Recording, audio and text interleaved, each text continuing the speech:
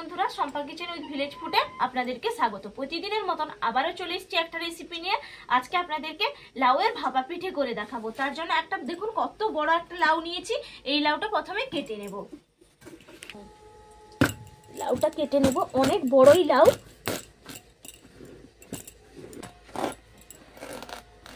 দেখুন অনেক বড় লাউ, এতটা কিন্তু লাউ লাগবে না, এটাই হলে কিন্তু হয়ে যাবে। এটাই কেটে নেব। দেখুন ছালটা ছাড়িয়ে নিয়েছি, আর এই যে ভেতরের অংশটা এটা কিন্তু নেব না, এটা কেটে বাদ দিয়ে দেব। এটা পুরো কেটেই বাদ দিয়ে দিচ্ছি। এইভাবে আপনারাও বাদ দিয়ে দেবেন। তারপর কুচি কুচি করে আমি কেটে নেব। দেখুন এইভাবে কুচি কুচি করে আমি লাউটা কেটে নিয়েছি। কড়াইটা বসিয়ে দিয়েছি, কড়াইয়ের মধ্যে দিয়ে দিয়েছি জল, এরপর দিয়ে দিচ্ছি চিনি। চিনিটা ভালো করে জলের মধ্যে মিশিয়ে নিয়েছি। এরপর দিয়ে দিচ্ছি পরিমাণ অনুযায়ী লবণ। লবণটাও ভালো করে মিশিয়ে নেব। দিয়ে দিচ্ছি লাউগুলো যে কেটে রেখেছি, লাউটা জল থেকে তুলে দিয়ে দিচ্ছি কড়াইতে। এরপর একটা ঢাকা চাপা দিয়ে দিচ্ছি, ভালো করে সেদ্ধ করে নিতে হবে লাউটা। তার সঙ্গে চিনিটা লবণটা একেবারে মিশে যাবে। ভালো করে সেদ্ধ করে নিলে আমি ঢাকা চাপা দিয়ে দিচ্ছি।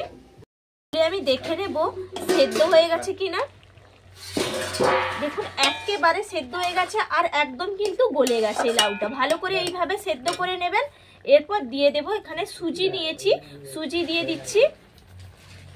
দেখুন সুজি দিয়ে দিয়েছি, একটা 10 টাকা দামের সুজি প্যাকেট আমি বাটির মধ্যে ঢেলে নিয়েছিলাম, সেই সুজিটা আমি দিয়ে দিয়েছি। আর দিয়ে দিচ্ছি এখানে নারকোল কুচি। নারকোল কুচিটা অবশ্যই দেবেন, তাহলে মুখে পড়বে, খেতে ভালো লাগবে। নারকোল কুচি দিলাম। এরপর দিয়ে দেব চিনে বাদাম, শুকনো কড়াই ভেজে নিয়েছি, দিয়ে দিচ্ছি চিনে বাদাম। চিনে বাদামটাও অবশ্যই দেবেন, তাহলে আরও খেতে টেস্ট লাগবে, দারুণ লাগবে। মুখে পড়লে তো কথাই হবে না। এরপর ভালো করে সব কিছু মিশিয়ে নেব, একটা থলি করে নেব। দেখুন ভালো করে সবকিছু মিশিয়ে নিয়েছি। দেখেই বুঝতেই পারছেন যে ডোটা কিভাবে তৈরি হয়ে গেছে। খুব একটা শক্ত করার দরকার নেই, এইভাবে তৈরি করে নেবেন। এরপর আমি তুলে নিচ্ছি থালার মধ্যে।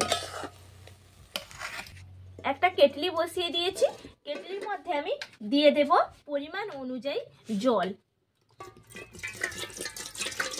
দেখুন এরকম একটা ইডলি খাপ আপনাদেরকে আগের রেসিপিতে দেখিয়েছি।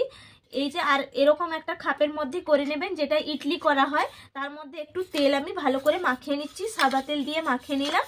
এরপর একটা হাতা নিয়েছি, হাতার সাহায্যে একটু করে তুলবো, আর আমি দিয়ে দেব।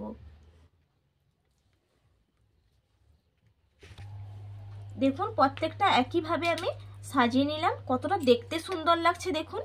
এইভাবে আপনারাও করে নেবেন, খেতে এত সুন্দর লাগে কি বলবো। এরপর ওপর থেকে দিয়ে দেবো কিশমিশ। আপনারা চাইলে নাও দিতে পারেন, এটা সম্পূর্ণ অপশনাল। আমি দিয়ে দিলাম, দেখতে ভালো লাগবে বলে।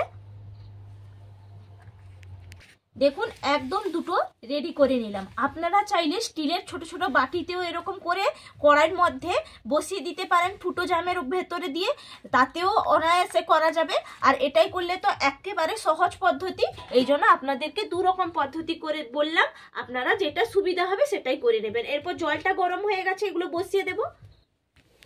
জলটা গরম হয়ে গেছে, আমি একটা করে বসিয়ে দিচ্ছি।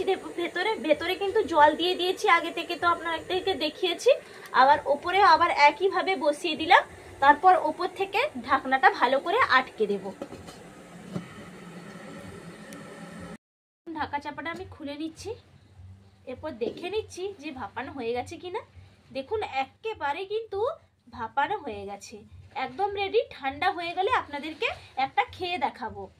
দেখুন পিঠেগুলো নিয়ে একবারে চলে এলাম, আর কতটা সুন্দর হয়েছে দেখুন। আর প্রত্যেকটা পিঠে একেবারে অসাধারণ। আপনারা দেখেই বুঝতেই পাচ্ছেন যে কতটা সুন্দর হয়েছে। লাউ দিয়ে যে এত সুন্দর পিঠা হয়, না করলে আপনারা বিশ্বাস করতে পারবেন না যে এত সুন্দর পিঠা হয়। আপনাদেরকে একটা কেটেও দেখাই কেমন হয়েছে। দেখুন ভেতরটা কি দারুণ লাগছে দেখতে, একবারে নরমও হয়েছে। আর একটু খেয়েও আপনাদেরকে দেখাই কেমন হয়েছে। নারকোল কুচি, বাদাম, লাউ তো আছে, এত সুন্দর লাগছে মুখে পড়তে, দারুণ দারুণ। এইভাবে আপনারাও বানিয়ে ফেলুন ঝটপট করে, আর সবাই মিলে খান, বাড়ির সবাইকে খাওয়ান। আমি যেইভাবে বানালাম আপনারাও সেইভাবে বানিয়ে ফেলুন। আর সবাই ভালো থাকুন, সুস্থ থাকুন। আবার পরের রেসিপিতে দেখা হবে। টাটা।